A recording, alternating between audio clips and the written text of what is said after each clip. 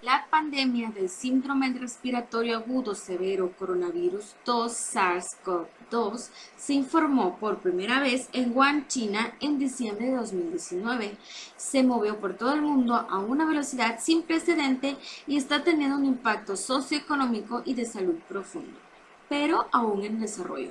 El SARS-CoV-2, un coronavirus, es un patógeno respiratorio altamente contagioso que causa una enfermedad que se ha denominado enfermedad por coronavirus 2019, COVID-19.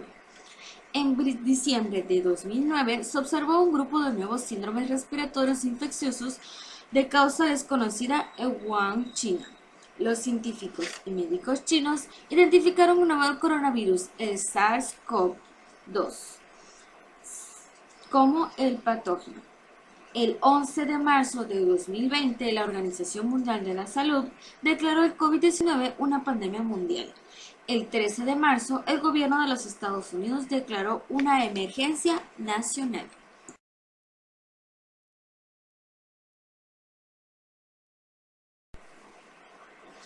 SARS-CoV-2, el virus. El coronavirus es una familia de virus de ARN monocatenario de sentido positivo envueltos descritos ya en la década de 1960. Las cepas comunes, incluidos el coronavirus humano, se consideran patógenos respiratorios leves para huéspedes inmunocompetentes y se pueden aislar de muchos pacientes con infecciones de las vías respiratorias o el resfriado común en un invierno típico. En 2002-2003, el SARS-CoV se identificó inicialmente en Guangdong, China, y posteriormente se propagó a 17 países, causando más de 8.000 casos. No se ha notificado ninguna infección por SARS-CoV desde 2004. Sin embargo, unos 10 años después, se notificó el síndrome respiratorio de Oriente Medio, causado por el coronavirus MERS, en 2012-2013. Si bien se están resolviendo los detalles del aspecto zoonótico del SARS-CoV-2, los murciélagos parecen servir también como reservorio animal. Una característica clave de los tres virus y virulentos es la capacidad de replicar las células epiteliales y neumocitos en el tracto respiratorio interior en humanos y por lo tanto causar neumonía, y en casos graves síndromes de dificultad respiratoria aguda. Las enzimas convertidoras de angiotensina 2, ACE2, sirve para receptor celular funcional tanto como para SARS-CoV como para SARS-CoV-2. Los análisis mecanísticos y estructurales recientes indican que, que la proteína de punto viral S del SARS-CoV-2 se une a ACE2 en concierto con la proteína S cebada de la serina proteasa transmembrana de la célula huésped, TMPRSS2, lo que media la entrada del virus de la célula huésped.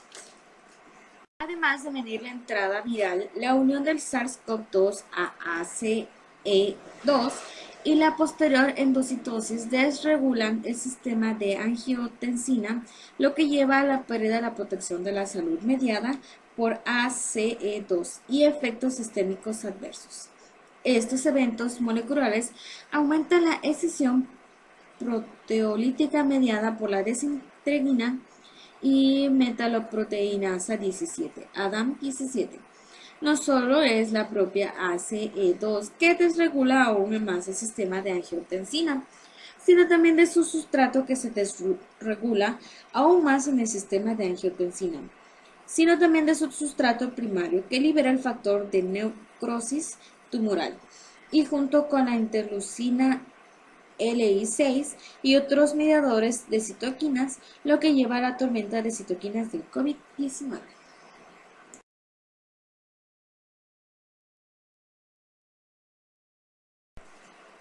Envejecimiento. Para la enfermedad grave del COVID-19, los principales factores de riesgo incluyen la edad, el sexo masculino, la obesidad, el tabaquismo y las condiciones crónicas comórbidas como hipertensión, como diabetes mellitus tipo 2 y otras. En China, los primeros datos demuestran que la tasa de letalidad del COVID-19 aumenta en edad del 0.4% o menos en pacientes de 40 años o menos 1.3% entre los de 50 años, 3.6% en sus 60, el 8% de sus 70, hasta el 14.18% en sus 80 años o más. El CFR general es de 2.3%.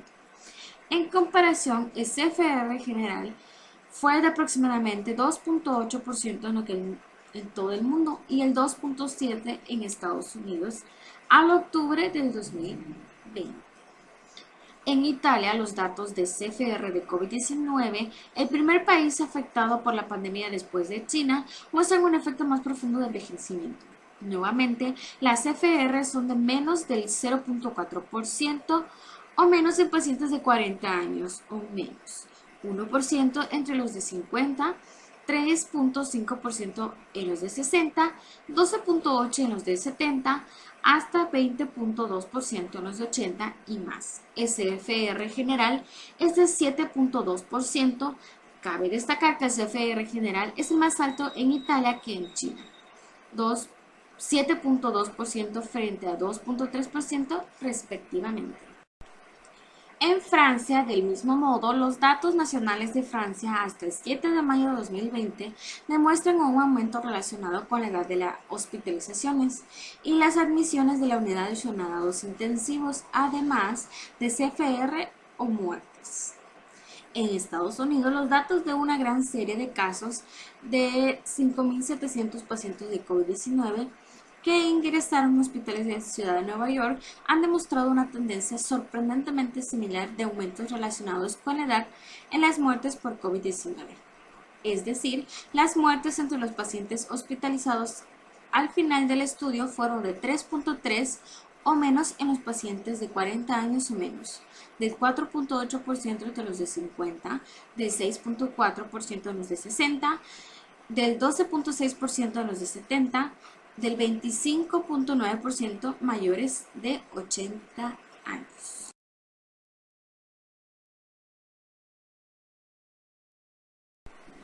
Como se muestra en la figura 4, los datos informados en el Centro para el COVID y la Prevención de Enfermedad de Estados Unidos también demuestran tasas significativamente más altas de hospitalizaciones, admisiones en la unidad de cuidados intensivos y muertes secundarias a COVID-19 entre adultos mayores de 60 años que cualquier adulto más joven en grupos de edad. En conjunto, es inequívoco que el envejecimiento es un factor de riesgo importante en la enfermedad grave del COVID-19 y sus resultados adversos para la salud, incluida la hospitalización, el ingreso a la unidad de cuidados intensivos y la muerte. Inmunidad y envejecimiento. Tenemos que el envejecimiento es un factor clave para definir la inmunidad, que con el paso del tiempo la inmunidad se hace más lenta, desaparece o se hace menos eficaz, por lo cual tenemos que la inmunidad es la piedra angular de la interacción huésped-patógeno en cualquier enfermedad infecciosa y eso lo conocemos.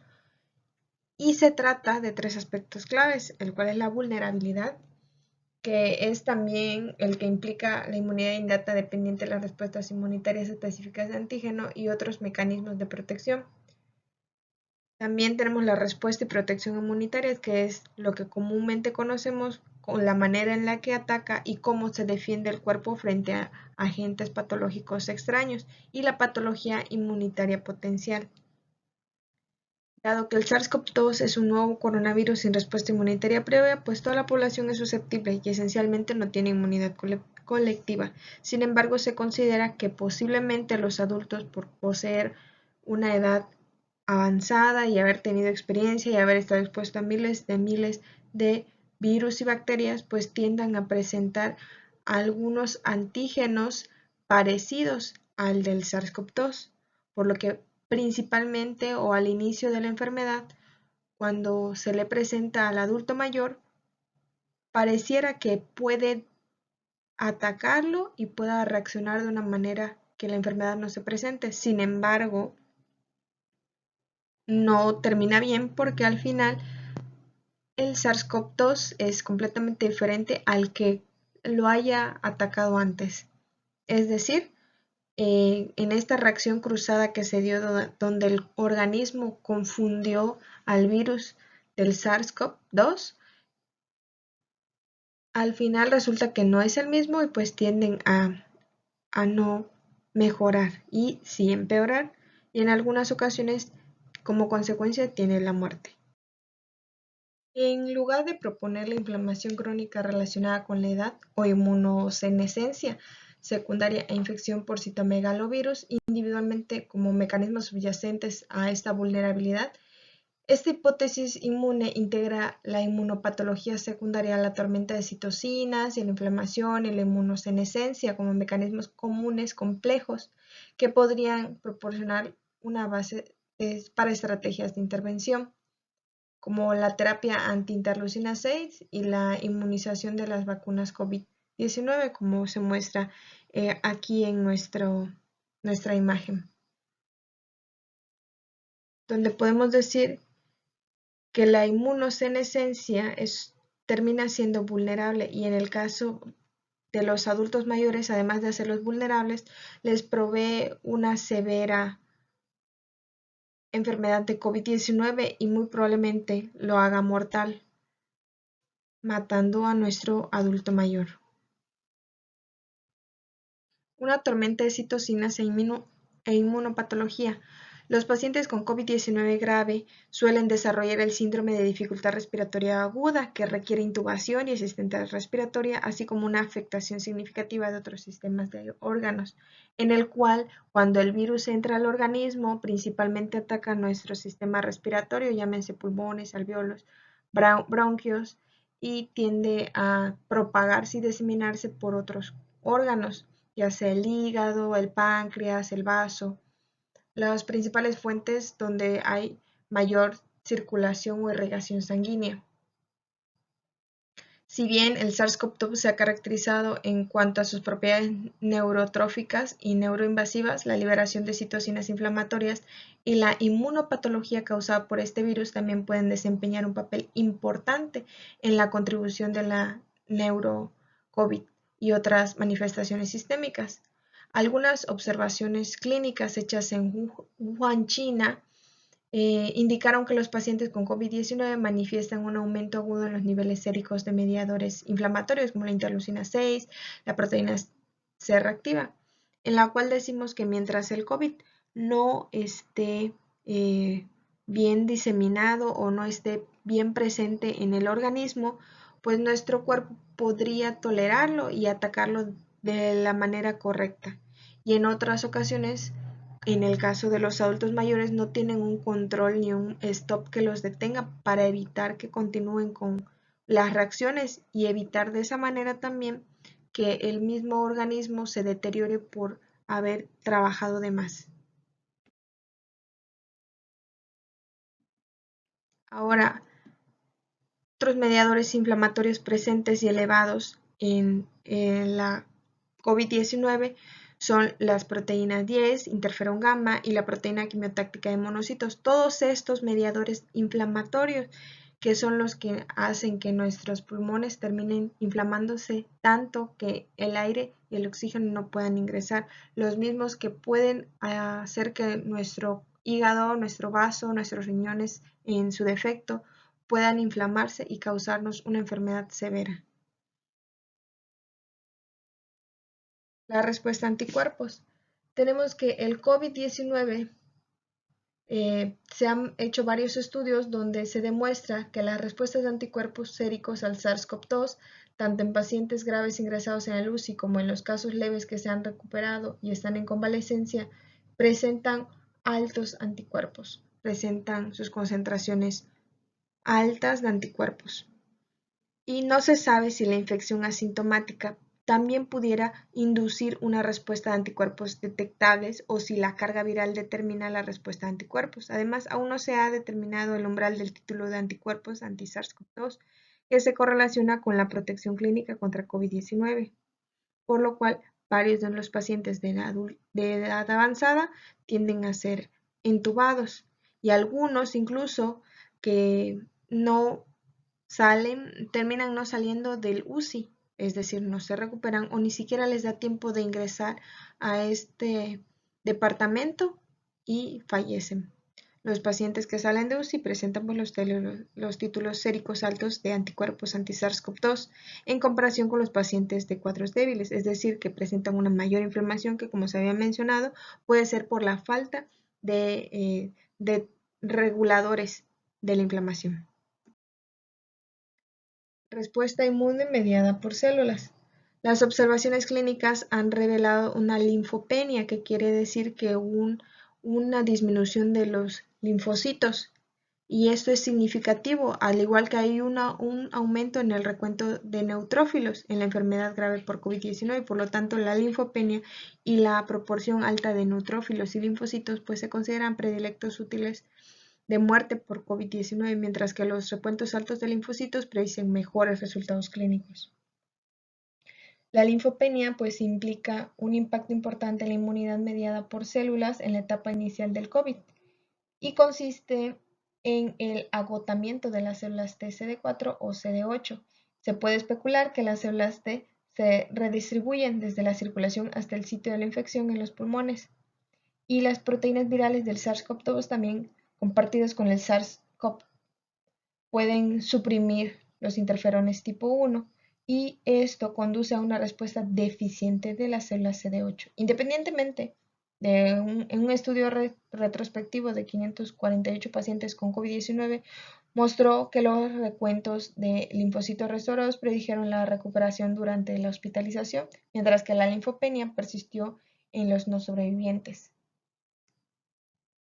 Aún no se ha establecido la duración de la presentación de las células T de memoria específicas del SARS-CoV-2 y se observa hiperactivación de las respuestas de células T citotóxicas como determinante de la gravedad del COVID-19. Sin embargo, un perfil inmunológico profundo de pacientes con COVID-19 que se realizó por Matthew y sus colegas revelan que hay una gran heterogeneidad,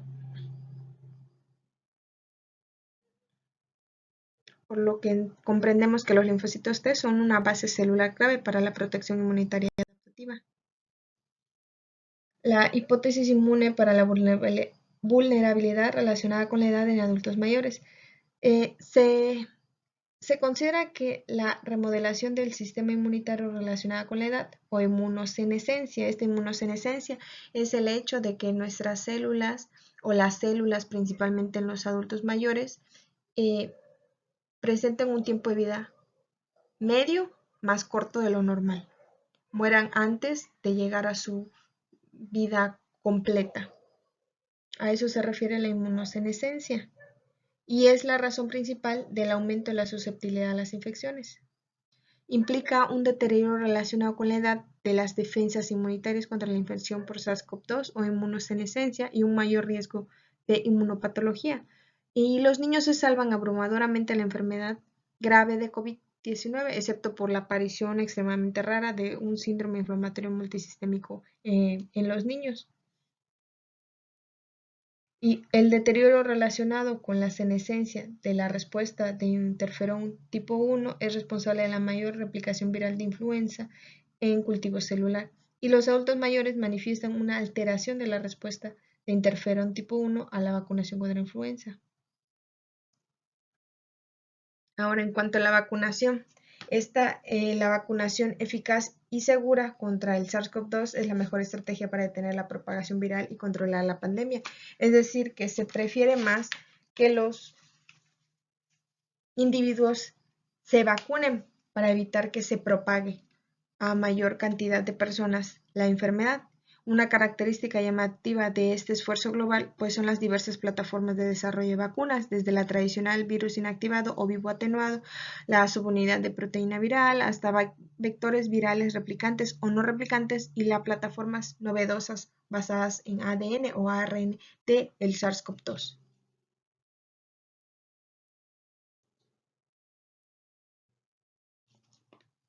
El envejecimiento es un factor crítico del huésped a considerar en el contexto de las respuestas a la vacunación. Para los ancianos, particularmente aquellos que son frágiles y necesitan más protección vacunal. Aquí se presenta una gráfica donde hay la curva de muerte en Filadelfia y San Luis durante la pandemia de la gripe española de 1919, el cual se encuentra en nuestro plano A. Y también las curvas de promedio móvil de 7 días de casos de COVID-19 recientemente confirmados en Estados Unidos y la Unión Europea, donde comparamos que en tan poco tiempo hemos tenido los mismos resultados, pero con un mayor número de decesos. Por parte nuestra es todo y les conseguimos que la pandemia es un curso que plantea desafíos especiales. Y para esto se requiere también de una educación personal para cada individuo, ya sea niños, adultos o ancianos, el uso del cubrebocas como medida también de prevención para ayudar a nuestros ancianitos. Con esto concluimos que la enfermedad como tal afecta, como se sabe hasta el momento, con mayor prevalencia a los adultos mayores por la deficiencia de su sistema inmunológico. A diferencia de los niños, donde su sistema inmunológico se está desarrollando, se está preparando para atacar a cualquier cosa, en el caso de los adultos pues ya es más débil, es menos eficiente y por lo cual se considera que el COVID-19 pues sí es completamente dañino para nuestros abuelitos. Espero que hayan podido entender, nos vemos en la próxima.